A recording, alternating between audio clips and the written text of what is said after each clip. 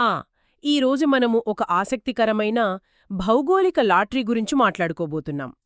ప్రపంచంలో అత్యంత సంపన్నమైన దేశాల్లో ఒకటైన స్విట్జర్లాండ్లో అసలు ఖనిజ నిక్షేపాలే శూన్యమని తెలిస్తే ఎవరికైనా ఆశ్చర్యం వేస్తుంది కదా. అవును, ఖచ్చితంగా. చాలామందికి ఈ విషయం తెలీదు.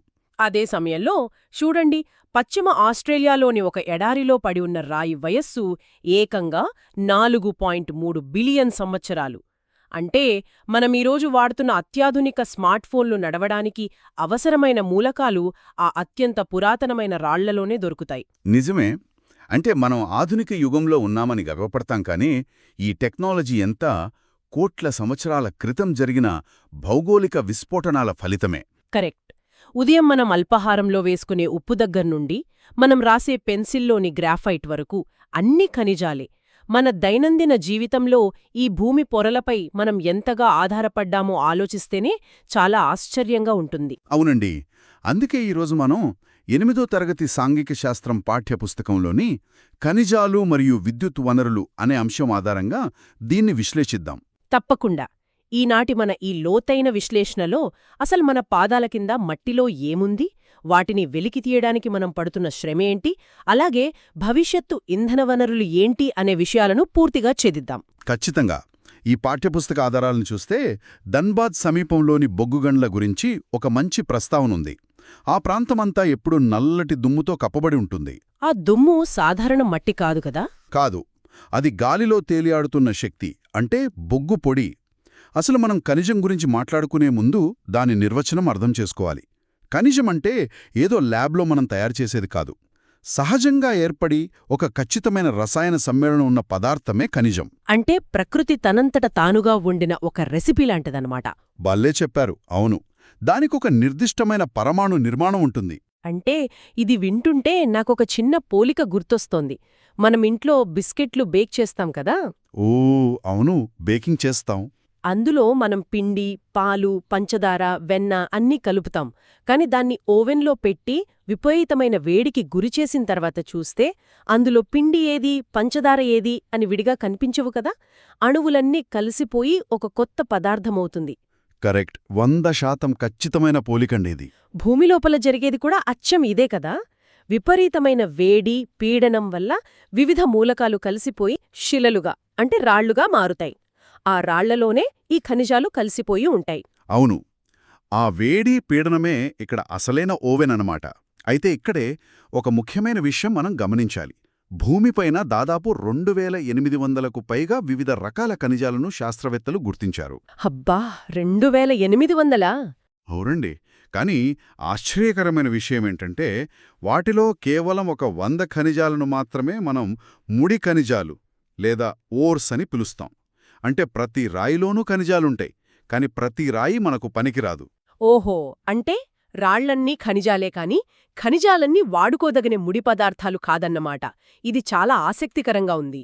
అవును, ఇక్కడ సైన్స్తో పాటు ఆర్థిక శాస్త్రం కూడా దాగియుంది. అదే ఎలాగంటే, ఇప్పుడు ఒక రాయిలో బంగారం ఉన్నప్పటికీ దాన్ని బయటకు తీయడానికయ్యే ఖర్చు ఆ బంగారం విలువ కంటే ఎక్కువైతే అది వేస్ట్ కదా. అది కేవలం ఒక రాయి మాత్రమే అవుతుంది, ముడి ఖనిజం కాదు. కరెక్ట్. లాభదాయకమైన మోతాదులో దొరికితేనే దాన్ని ఓర్ అంటాం. ఇకపోతే ఈ ముడి ఖనిజాలను భూమి నుండి ఎలా బయటకు తీస్తారో చూస్తే అది ఒక అద్భుతమైన ఇంజనీరింగ్ సాహసమనే చెప్పాలి. అంటే తవ్వకాల గురించే కదా మీరు చెప్తోంది? అవును, ఇందులో రకాలున్నాయి. పైన ఉపరితలానికి దగ్గరగా ఉంటే పైపొరను తొలగించి తీసుకుంటారు. దీన్ని ఓపెన్ కాస్ట్ మైనింగ్ అంటారు. పైన తీస్తే సులువే. కానీ కొన్ని ఖనిజాలు భూమి లోపల చాలా కిలోమీటర్ల లోతులో ఉంటాయి. వాటిని తీయాలంటే షాఫ్ట్ మైనింగ్ చేయాలి. అంటే లోపలికి పెద్ద పెద్ద సొరంగాలు తవ్వాలి. మీరు చెప్తుంటే నాకు ఇది అచ్చం భూమికి చేసే ఒక వైద్య చికిత్సలా అనిపిస్తోంది. వైద్య చికిత్సలాగానా? ఎలాగంటారు? చూడండి, ఉపరితలం పైన చిన్న గీత పడితే దాన్ని మనం క్వారీయింగ్ అనొచ్చు. అదే కొంచెం లోతుగా కోస్తే ఒక గాయంలాగా, అది ఓపెన్ కాస్ట్ మైనింగ్. భలే సరిపోయింది. ఇక ఒక పెద్ద సర్జరీ చేసినట్లు లోపలికి పైపులు పంపించి తీస్తే అది షాఫ్ట్ మైనింగ్ లేదా డ్రిల్లింగ్. భూమికి ఆపరేషన్ చేసినట్లే కదా ఇది. నిజంగా ఇది చాలా సరదాగా ఉన్నా వాస్తవానికి దగ్గరగా ఉన్న పోలిక.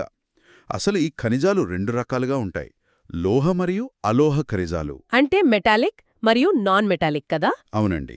లోహ ఖనిజాలలో కూడా మళ్లీ ఇనుము ఉండేవి, ఫెర్రస్ అని, ఇనుము లేనివి నాన్ ఫెర్రస్ అని అంటారు. ఉదాహరణకు రాగి, బంగారం లాంటివి నాన్ ఫెర్రస్. ఇక అలోహ ఖనిజాలు అంటే సున్నపురాయి, అబ్రకం, బొగ్గు లాంటివి. ఓకే. అయితే ఇక్కడ నాకొక డౌట్ ఉంది. అసలొక రాయిలో ఏ ఖనిజముందో మనం ఎలా గుర్తిస్తాం? దానికి భౌగోళిక సూచికలుంటాయి. ఉదాహరణకు ఒక రాయి నీలిరంగులో బ్లూ కలర్లో ఉందంటే అందులో రాగి అంటే కాపర్ ఉందనర్థం. వావ్! రంగు చూసి చెప్పేయచ్చన్నమాట. అవును.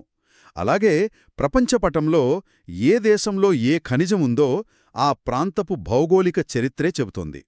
ఇందాక మీరు స్విట్జర్లాండ్ గురించి చెప్పారు కదా. అవును. అక్కడ ఖనిజాలెందుకు లేవసలు? ఎందుకంటే స్విట్జర్లాండ్ భౌగోళికంగా చాలా కొత్త భూభాగం. అక్కడ ప్రాచీన అగ్నిశిలలు లేవు. ఆస్ట్రేలియాలోని 4 బిలియన్ సంవత్సరాల నాటి రాళ్ల గురించి మనం మాట్లాడుకున్నాం కదా. భూమి ఒక భయంకరమైన అగ్నిగుండంగా ఉన్నప్పుడు ఏర్పడిన శిలలోడి. అంటే ఆ విపరీతమైన వేడి వల్లే అక్కడ అత్యంత కఠినమైన లోహాలు రూపుదిద్దుకున్నాయన్నమాట. కరెక్ట్. భూమి ఏర్పడిన కేవలం 300 మిలియన్ సంవత్సరాలకే ఆ ఆస్ట్రేలియా శిలలు ఏర్పడ్డాయి. అందుకే శిలల వయస్సుకు, ఖనిజాల ఉనికికి చాలా దగ్గరి సంబంధముంటుంది. ఇది వింటుంటే ప్రపంచవ్యాప్తంగా ఖనిజాల పంపిణీ ఎలా ఉందో తెలుసుకోవాలనిపిస్తోంది. మన ఆసియా ఖండం చూస్తే ఇక్కడ సగం కంటే ఎక్కువ టిన్ ఉత్పత్తి అవుతోంది అని విన్నాను. అవును. చైనా, మన భారతదేశం లాంటి చోట్ల భారీ ఇనుప నిక్షేపాలు కూడా ఉన్నాయి. అలాగే ఆఫ్రికా విషయానికొస్తే వాళ్లు బంగారం, వజ్రాలు లాంటి అత్యంత విలువైన వనరుల మీద కూర్చున్నారు కదా. ఖచ్చితంగా. అయితే ఇంకొక ఆశ్చర్యకరమైన విషయం ఏంటంటే ఒక అత్యంత అరుదైన వజ్రం ఉంది. అదేంటో తెలుసా? ఆకుపచ్చ వజ్రం. Green diamond. వినడానికే చాలా అరుదుగా అనిపిస్తోంది. సరే, ఆఫ్రికా, ఆసియా గురించి మాట్లాడుకున్నాం. కాని పూర్తిగా మంచుతో కప్పబడిన అంటార్క్టికా సంగతేంటి? అక్కడేమైనా దొరికే అవకాశం ఉందా? తప్పకుండా ఉంది. ఆ మంచు పొరల కింద ట్రాన్స్ అంటార్క్టిక్ పర్వతాల వద్ద అపారమైన బొగ్గు, అలాగే తూర్పు అంటార్కిటికాలో ఇనుప నిక్షేపాలున్నాయని శాస్త్రవేత్తలు చాలా ఖచ్చితమైన అంచనాతో ఉన్నారు. అంటార్క్టికా మంచు కింద బొగ్గుందంటే ఒకప్పుడక్కడ దట్టమైన అడవులుండి ఉండాలి కదా. ఎంత ఆశ్చర్యకరమైన విషయమిది. అవునండి. కోట్ల సంవత్సరాల్లో భూమిపై ఎన్నో మార్పులు జరిగాయి. సరే, ప్రపంచమంతా తిరిగాం. ఇప్పుడు మన భారతదేశం గురించి మాట్లాడుకుందాం. మన దగ్గరున్న ఖనిజ సంపద గురించి చెప్పాలంటే నేను చదివినొక వాస్తవం నన్ను చాలా ఆశ్చర్యపరిచింది. మైకా అంటే అబ్రకం ఉత్పత్తిలోనూ ఎగుమతిలోనూ ప్రపంచంలోనే మనం అగ్రస్థానంలో ఉన్నాం కదా. అవును. ఎలక్ట్రానిక్ పరిశ్రమల్లో మైకా చాలా కీలకమైన విద్యుద్బంధకం. కాని నాకు ఇంకో విషయం భలే ఆసక్తిని కలిగించింది. కర్ణాటకలోనే కోలార్ గోల్డ్ ఫీల్డ్స్, అదే కేజీఎఫ్ గురించి. కోలార్ గనుల చరిత్ర నిజంగా చాలా లోతైనదండి. అక్షరాల లోతైందే. ప్రపంచంలోనే అత్యంత లోతైన గనులలో అవి ఒకటి. అవును, దాదాపు 3 కిలోమీటర్ల కంటే ఎక్కువ లోతుకు వెళ్లాలట కదా. 3 కిలోమీటర్లంటే మాటలు కాదు. కరెక్ట్.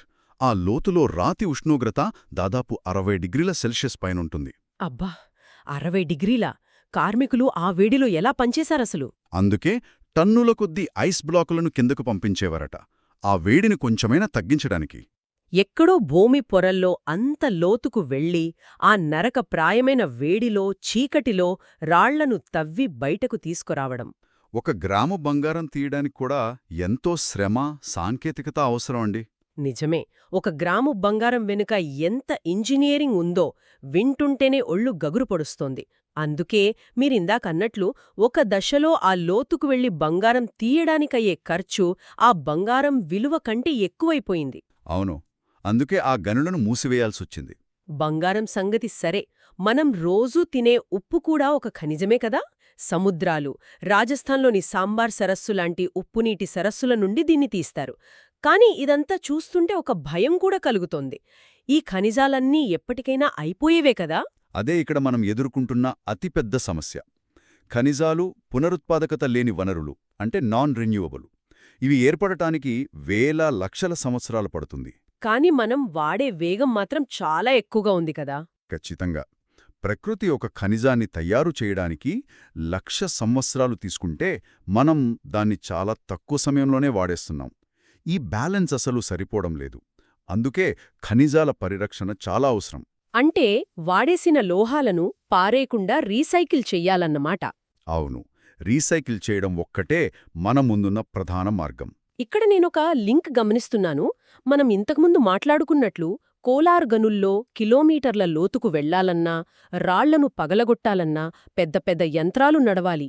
ఆ యంత్రాలకు అపారమైన శక్తి కావాలి. కరెక్ట్. అంటే ఈ ఖనిజాలను తీయడానికి కూడా మనం ఇంకో రకమైన భూగర్భ వనరులపైనే ఆధారపడుతున్నాం. అవే కదా ఇంధన వనరులు లేదా పవర్ రిసోర్సెస్. చాలా అద్భుతమైన విశ్లేషణ అండి. అవును, ప్రపంచపు పునాదులన్నీ శక్తి వనరులపైనే ఆధారపడి ఉన్నాయి. ఈ ఇంధన వనరులను మనం రెండు రకాలుగా చూస్తాం: సాంప్రదాయ వనరులు మరియు ప్రత్యామ్నాయ వనరులు. Conventional and non conventional. అవును, సాంప్రదాయ వనరులు అంటే మనం ఎప్పుడుంచో వాడుతున్న బొగ్గు, పెట్రోలియం లాంటి శిలాజ ఇంధనాలు. ఈ బొగ్గు గురించి చదువుతున్నప్పుడు నాకొక అద్భుతమైన పదం తగిలింది. దాన్ని పాతిపెట్టబడిన సూర్యరశ్మి అంటారట. Buried sunshine. వినడానికి చాలా కవితాత్మకంగా ఉంది కదా. కవితాత్మకంగానే కాదు, దీని వెనుక ఉన్న సైన్స్ కూడా చాలా అద్భుతంగా ఉంటుంది. అవును, లక్షలాది సంవత్సరాల క్రితమున్న భారీ చెట్లు సూర్యరశ్మిని గ్రహించి పెరిగాయి. ఆ తర్వాత భూకంపాల వల్లో దేనివల్లో అవి భూమి లోపల కూరుకుపోయాయి కదా. అవును, మట్టి, రాళ్ల పొరల కింద పడిపోయాయి. ఆ పీడనానికి, వేడికి ఆ చెట్లే ఇప్పుడు బొగ్గుగా మారాయి. అంటే ఈరోజు మనం పవర్ ప్లాంట్లల్లో కాలుస్తున్న బొగ్గు ఎప్పుడో మిలియన్ల సంవత్సరాల క్రితం భూమిపై పడిన సూర్యరశ్మినే. ఇది నిజంగా మైండ్ బ్లోయింగ్ కదా. ఖచ్చితంగా. శక్తి ఎప్పటికీ నశించదు, రూపాంతరం చెందుతుంది అనడానికి ఇదొక గొప్ప ఉదాహరణ. అలాగే పెట్రోలియం కూడా. పెట్రోలియం ఎలా ఏర్పడుతుందసలు? కోట్ల సంవత్సరాల క్రితం సముద్రంలో జీవించిన సూక్ష్మజీవులు అడుగున కూరుకుపోయి ఈ ద్రవంగా మారాయి. దీన్ని రిఫైనరీలకు పంపి డీజిల్, పెట్రోల్ లాంటివి తీస్తారు. అందుకే కదా దీన్ని నల్ల బంగారం, బ్లాక్ గోల్డ్ అని పిలుస్తారు. కరెక్ట్. కానీ ఇక్కడే మానవాళి ఒక చారిత్రక తప్పిదం చేస్తోందండి. తప్పిదమా? ఎలాంటి తప్పిదం? దీన్నెలా చెప్పొచ్చు అంటే, ఈ శిలాజ ఇంధనాలను మనం విచ్చలవిడిగా కాల్చడమనేది ఒక కట్టడి చేయకుండా వదిలేసిన నీటి కుళాయి లాంటిది. ఓపెన్ ట్యాప్ అంటారా? అవును, ట్యాప్ ఓపెన్ చేసి వదిలేస్తే ఏమవుతుంది? నీళ్లు వస్తూనే ఉంటాయి, కానీ ఎప్పుడో ఒకప్పుడు ఆ ట్యాంక్ ఖాళీ అయిపోతుంది గదా. అలాగే ఈ భూమిలో ఉన్న ఇంధనం కూడా ఏదో ఒకరోజు పూర్తిగా అయిపోతుంది.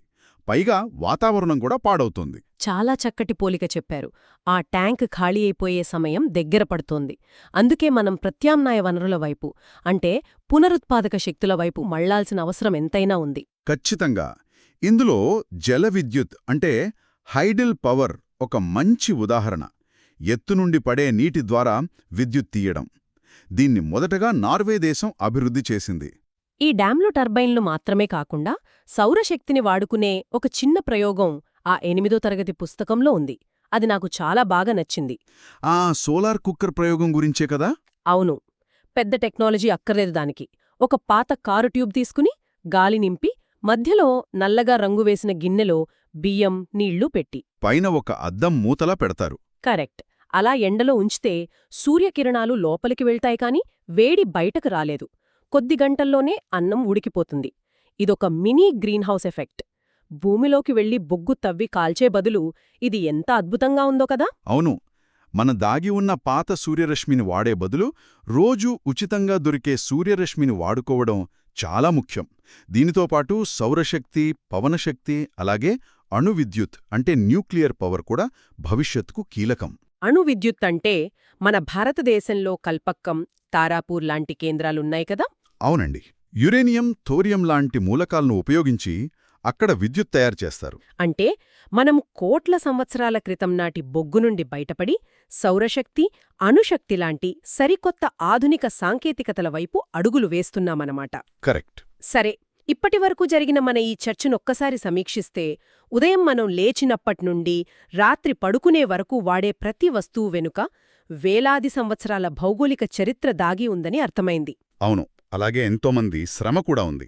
సారాంశమేంటంటే, ఖనిజాల పొదుపు అనేది కేవలం పర్యావరణానికే కాదు, మానవ మనుగడకే ఆధారం. తగ్గించడం, తిరిగి వాడటం, రీసైకిల్ చేయడమనేది మనం ఖచ్చితంగా పాటించాలి. నిజమే. అయితే ఇక్కడే నాకొక ఆలోచనొస్తోంది. మన శ్రోతలు కూడా దీని గురించి ఆలోచించవచ్చు. భూమిపైన ఉన్న ఖనిజాలన్నీ అంతరించిపోయే స్థితికి చేరుకుంటున్నాయని ఈరోజు తెలుసుకున్నాం కదా. అవును. బహుశా రాబోయే తరాలు అంతరిక్షంలో ఆస్ట్రాయిడ్స్పై మైనింగ్ చేసే రోజులు వస్తాయా?